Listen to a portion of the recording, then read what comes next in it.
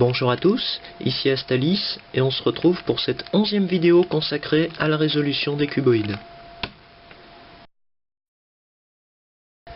Le but de cette 11e vidéo est de vous montrer comment résoudre facilement un 4 par 4 par 5. Pour résoudre le 4 par 4 par 5, vous devrez d'abord être capable de résoudre le 3 par 3 par 4 et le 3 par 3 par 5. Pour résoudre ce 4 par 4 par 5, on va reprendre une nouvelle fois la méthode consistant à résoudre le cuboïde depuis ses rangées internes jusqu'à ses rangées les plus externes, mais on va voir qu'avant ça, on devra s'occuper de ses centres et également de ses arêtes supérieures et inférieures. Mon exemplaire du 4 par 4 par 5 n'était pas étiqueté à l'origine et j'ai choisi de disposer les différentes étiquettes en respectant le thème de couleur d'un cube standard et en particulier ici en affectant les couleurs blanche et jaune aux faces supérieures et inférieures carrées. Si ce n'est pas le cas du vôtre, vous devrez adapter la suite de mes commentaires à votre propre exemplaire. Sur le 4 par 4 par 5, on constate que chacune de ces faces latérales compte dans un sens un nombre pair de pièces et dans l'autre un nombre impair de pièces. Ce qui revient à dire que chacune de ces faces latérales sera limitée à des rotations à 180 degrés et donc que le 4 par 4 par 5 est un cuboïde qui ne change pas de forme au cours de sa résolution.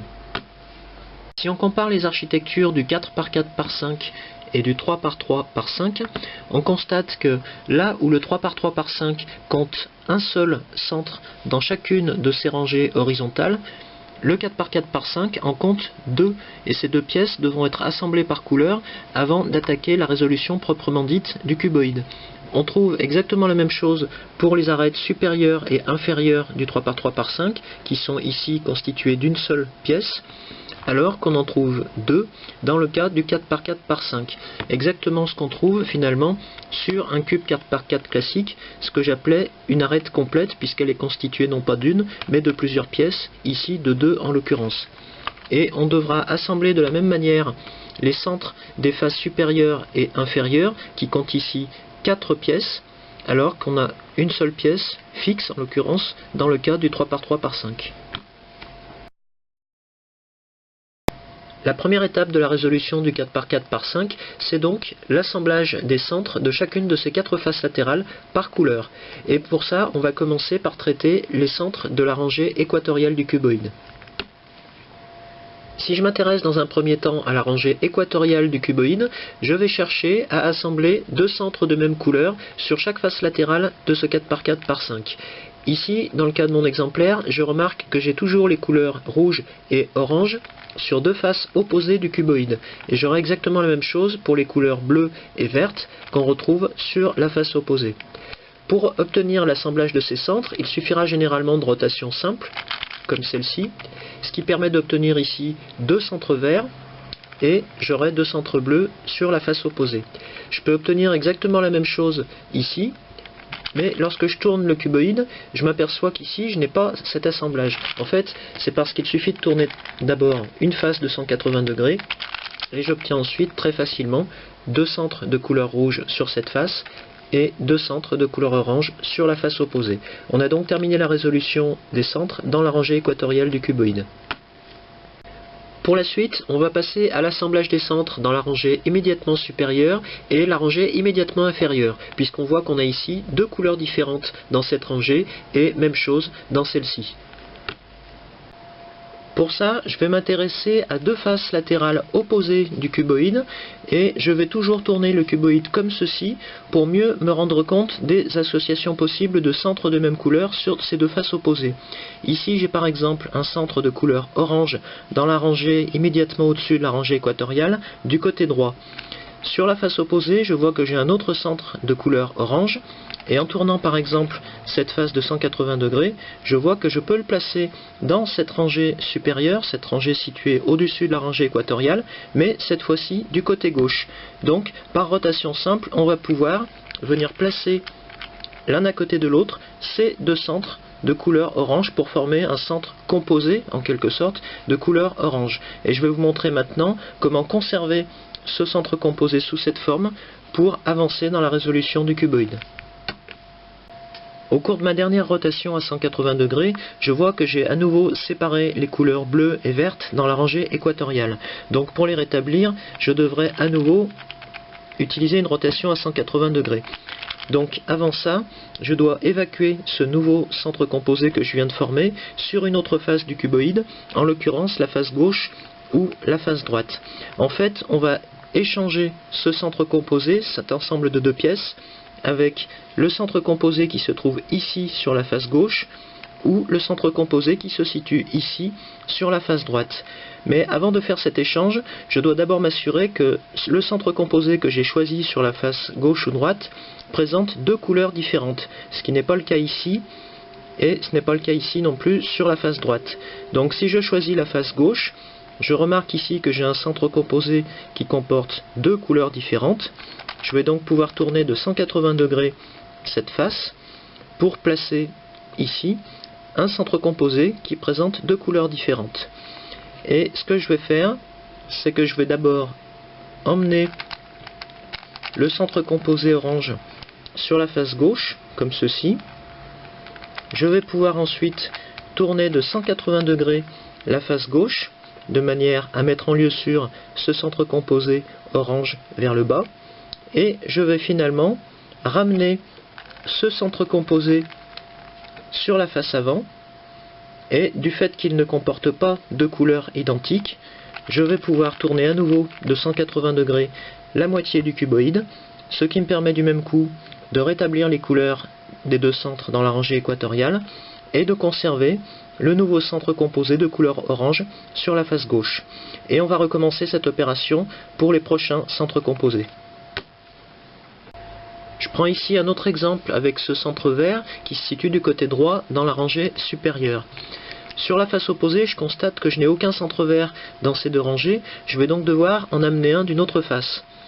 Ici par exemple, j'ai un centre vert que je peux placer du côté gauche dans cette rangée, ce qui permettra ensuite, en tournant de 180 degrés, de l'amener à côté de l'autre centre vert sur la face avant. Je vais donc maintenant échanger ce centre composé avec un de ces deux centres composés ici. Ici j'ai le choix puisque ce centre composé comporte deux couleurs différentes, de même que celui-ci. Je vais effectuer par exemple le changement du côté droit. Je vais donc amener ce centre composé assemblé ici. Je vais ensuite tourner de 180 degrés cette face. Puis je vais ramener ce nouveau centre composé sur la face avant, ce qui me permettra ensuite de tourner à nouveau à 180 degrés le cuboïde, de manière à reformer ce centre composé dans la rangée équatoriale, et de conserver ici le nouveau centre composé de couleur verte sur la face droite. Au fur et à mesure que j'avance dans la résolution des centres composés, je peux tomber sur ce cas-là, c'est-à-dire un cas où j'ai un premier centre composé bleu déjà formé et où les deux derniers centres bleus que je dois assembler se trouvent sur la même face. Donc pour avancer, il me suffit de tourner la moitié inférieure du cuboïde de manière à venir placer sur deux faces opposées les deux derniers centres bleus à assembler. Et ainsi, en tournant de 180 degrés le cuboïde comme précédemment, je vais pouvoir assembler ce nouveau centre composé. Le problème ici, c'est que si je regarde les deux faces latérales, je constate que tous les centres composés sont déjà en place, et donc je ne vais pas pouvoir échanger ce centre composé avec un autre centre composé pour venir réassembler le centre dans la rangée équatoriale. On arrive donc à un cas particulier qu'on rencontrera souvent, et je vais vous montrer comment on s'en sort à partir de cette configuration. Dans cette situation, je ne peux pas tourner de 180 degrés la moitié du cuboïde comme ceci, pour réassembler les deux centres de même couleur dans la rangée équatoriale, puisque je vais détruire du même coup les centres complets dans les deux autres rangées. Je vais donc devoir trouver un stratagème qui me permette de réassembler ces deux couleurs sans changer quoi que ce soit à la configuration des deux autres rangées. Or, si je considère mon cuboïde et la face opposée de ce cuboïde, je m'aperçois que j'ai ici une rangée rouge, un centre composé de couleur rouge. Donc, si je m'arrange pour placer ici un centre composé de couleur rouge, le fait de tourner de 180 degrés la moitié du cuboïde ne changera rien dans cette rangée inférieure. Je constate que j'ai un centre composé de couleur rouge sur la face droite, donc pour échanger ce centre composé rouge avec celui-ci, je vais emmener le centre composé vert sur la face droite, je vais tourner cette face droite, et je vais ramener le centre composé rouge sur la face avant comme ceci. Et on constate qu'en tournant de 180 degrés la moitié du cuboïde, on échange finalement un centre rouge avec un autre centre rouge, en ayant au choix ici un centre complet assemblé ou un centre complet formé de deux centres de couleurs différentes. Si j'applique le même raisonnement à la rangée supérieure ici, je constate que pour l'instant, une rotation à 180 degrés de la moitié du cuboïde détruit le centre complet de couleur bleue qu'on a ici. Or, si je regarde la face opposée, je constate que j'ai ici un centre composé de couleur orange. Je vais donc chercher à placer également un centre composé de couleur orange dans la rangée supérieure de la face avant.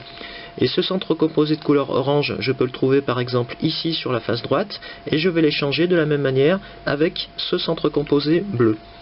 Donc, j'emmène le centre composé bleu sur la face droite, je tourne cette face droite, et je ramène le centre composé de couleur orange dans la rangée supérieure. Et si on retourne le cuboïde, pour bien vérifier qu'on a la bonne disposition de ces centres composés orange et rouge, je constate qu'en tournant de 180 degrés la moitié du cuboïde, on peut cette fois-ci réassembler le centre composé de la rangée équatoriale tout en conservant les centres composés dans les deux autres rangées. Une fois que le cuboïde se retrouve à ce stade de la résolution, c'est-à-dire à un stade où on a des centres composés assemblés, c'est-à-dire des ensembles de deux centres de même couleur dans chacune de ces trois rangées horizontales, on va pouvoir assembler entre eux ces centres composés pour former des centres complets de même couleur sur chacune des quatre faces latérales du 4x4x5. Pour ça, le plus simple est d'assembler d'abord un premier centre complet en choisissant une couleur dans la rangée équatoriale, par exemple ici le rouge. J'ai un centre ici composé rouge que je vais pouvoir venir placer au-dessus, et il me reste à placer le dernier centre composé rouge dans la rangée du bas. Ici je constate qu'il est dans la rangée du haut, donc il me suffit de tourner cette face, et ensuite je peux terminer l'assemblage de ce centre complet rouge. Si j'observe ce que j'ai sur la face gauche du cuboïde, je constate que j'ai deux centres composés bleus superposés, et il me reste à mettre en place le troisième centre composé bleu pour obtenir le centre complet de couleur bleue. Or, ce dernier centre composé se trouve ici, ce qui me fait penser que je peux simplement l'amener comme ceci sous les deux autres, de manière à obtenir ce centre complet de couleur bleue. Le problème, c'est que si je tourne cette rangée horizontale, je vais détruire du même coup le centre complet rouge que je venais juste d'obtenir. Donc dans cette situation, au lieu d'amener à l'emplacement libre le dernier centre composé bleu, je vais d'abord tourner la face gauche comme ceci, de manière à le placer dans une configuration qui me fait chasser un autre centre composé de même couleur sur la face où je veux former le centre complet. Une fois que j'ai chassé l'autre centre composé, il me suffit de tourner de 180 degrés cette face, et je peux ensuite ramener à sa place le centre composé bleu que je venais de chasser sur la face voisine.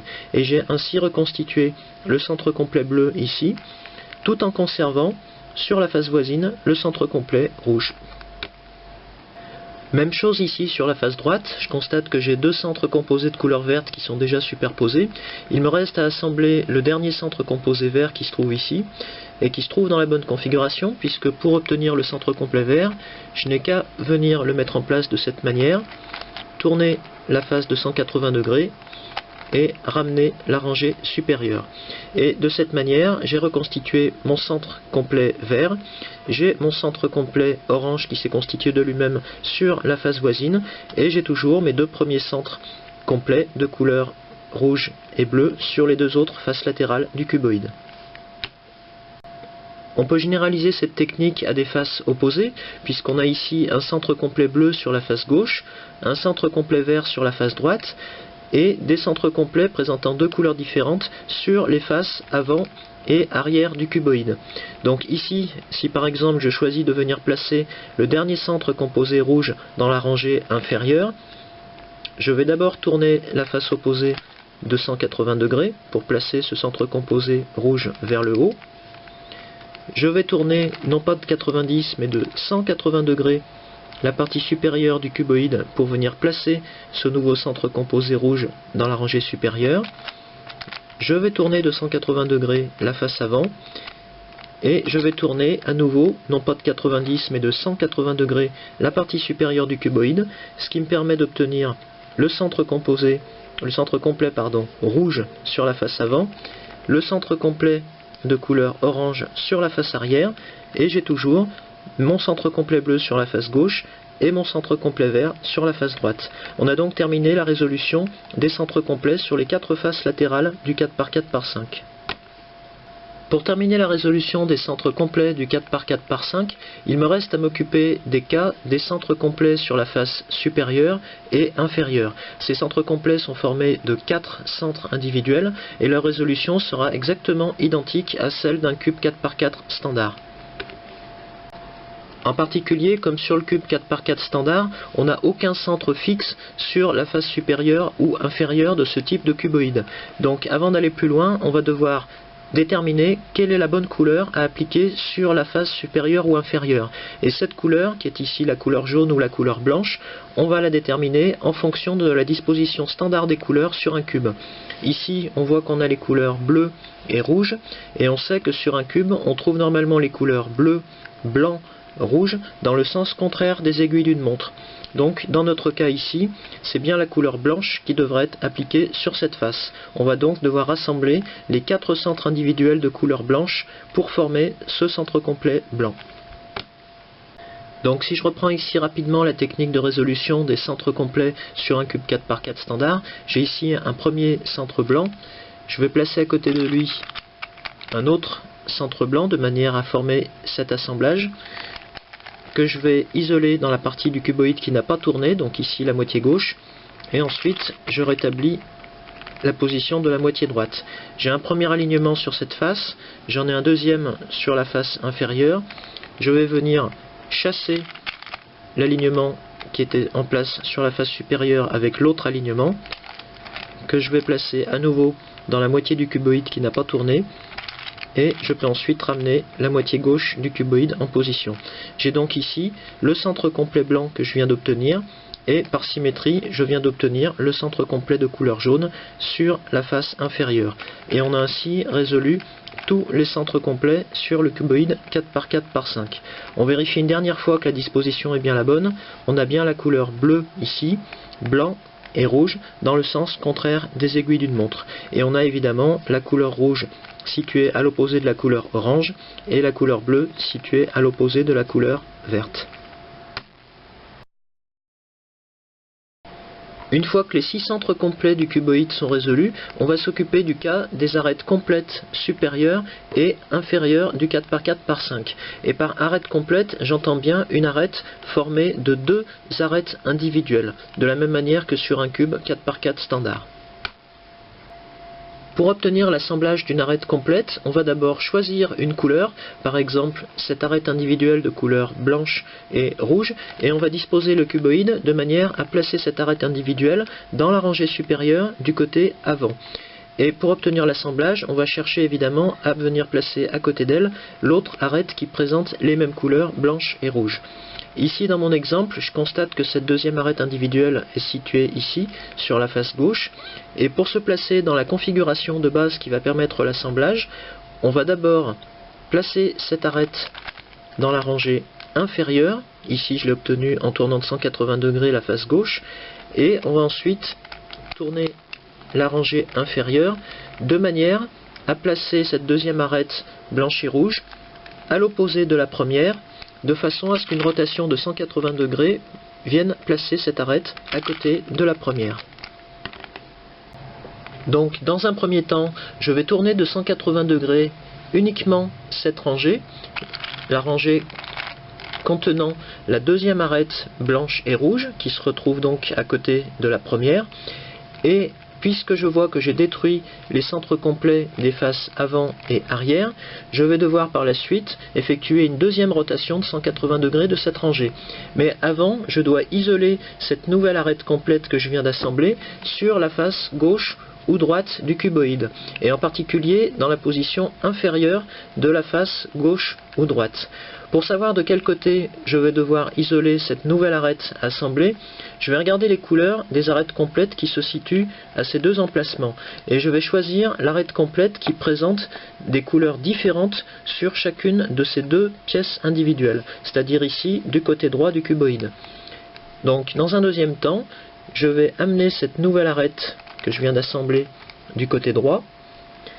Je vais tourner de 180 degrés cette face droite afin d'échanger les positions de ces deux arêtes complètes. Je vais pouvoir ramener du côté avant cette arête complète qui présente des couleurs différentes sur chacune de ces deux pièces, et il ne me reste plus ensuite qu'à tourner de 180 degrés à nouveau cette rangée pour rétablir les centres complets sur les faces avant et arrière du cuboïde.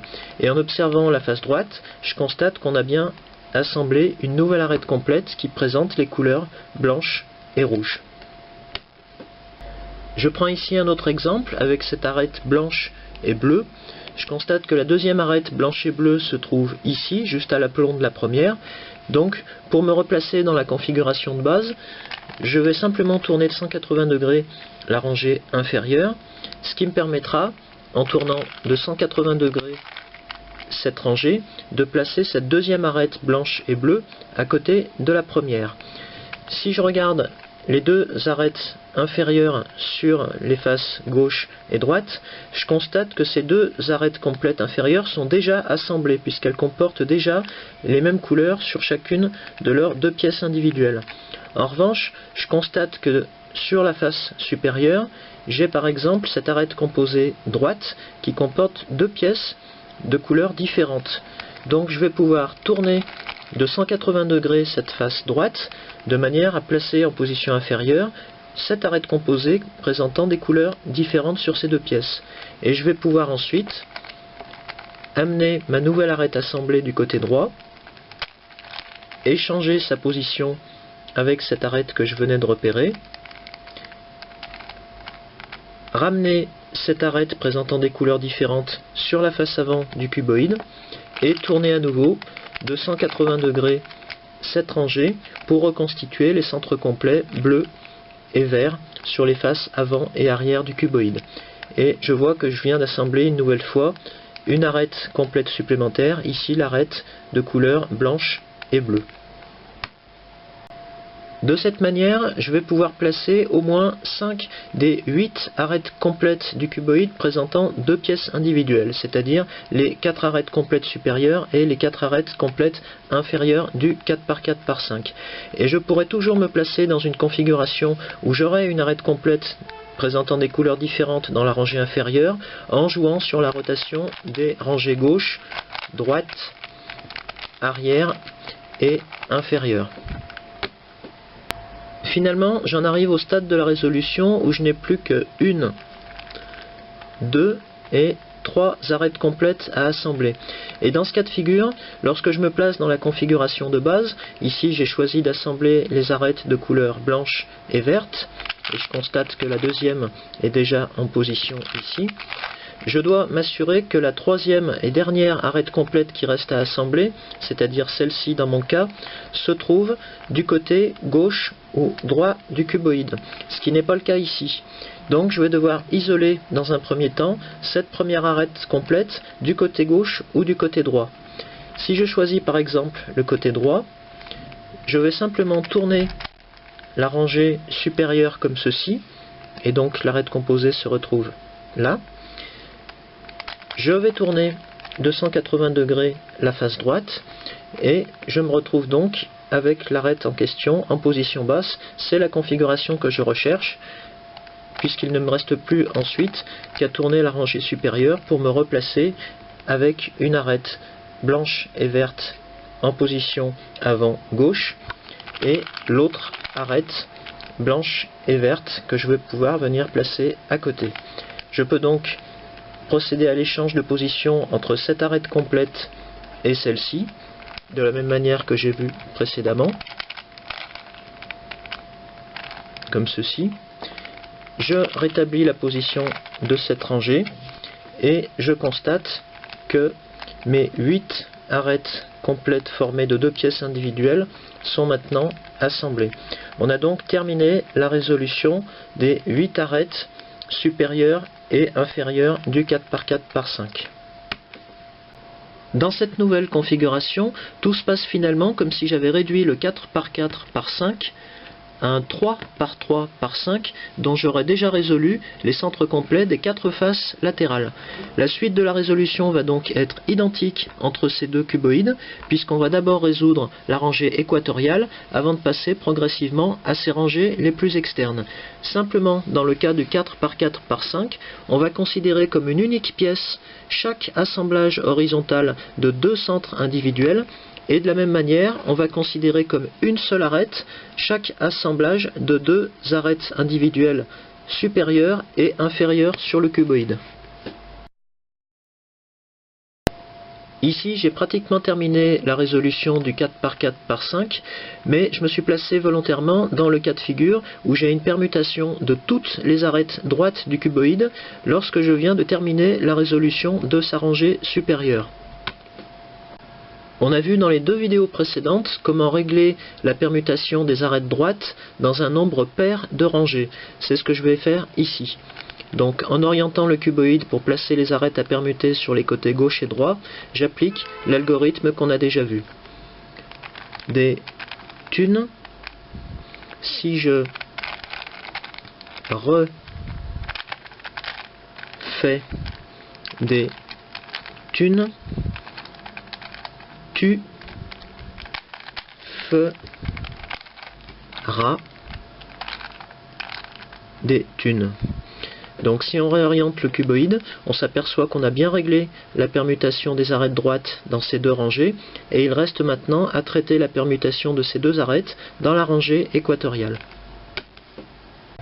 Pour régler la permutation des arêtes droites du cuboïde dans ce cas de figure, dans le cas où cette permutation ne concerne que la rangée équatoriale, on a vu dans le cas du 3x3x5 qu'on appliquait une variante de l'algorithme précédent. Donc je vais l'appliquer une nouvelle fois ici. Des thunes, si je refais des thunes, on fera des thunes. Et si on réoriente le cuboïde en orientant correctement la rangée droite, on a l'impression d'avoir terminé la résolution. Mais si on regarde précisément ce qui se passe, on s'aperçoit qu'on a en fait permuté d'autres arêtes sur le cuboïde, des couples d'arêtes droites si on tient le cuboïde comme ceci, puisqu'on a ici les couleurs blanche et jaune qui sont inversées sur ces 2 faces. Donc pour régler ce cas de figure, on va cette fois-ci tenir le cuboïde comme ceci, et on va appliquer la variante de l'algorithme qui permet de régler la permutation des arêtes droites sur un nombre pair de rangées, comme on l'a vu un petit peu plus tôt dans cette vidéo. Donc c'est simplement la configuration de départ, la façon de tenir le cuboïde qui change, mais l'algorithme va être exactement le même. On va l'orienter comme ceci pour placer les arêtes à permuter sur les côtés gauche et droit, et on va appliquer la première variante de cet algorithme. Des thunes, si je refais, donc on va faire 180 degrés pour la face droite, refais des thunes, tu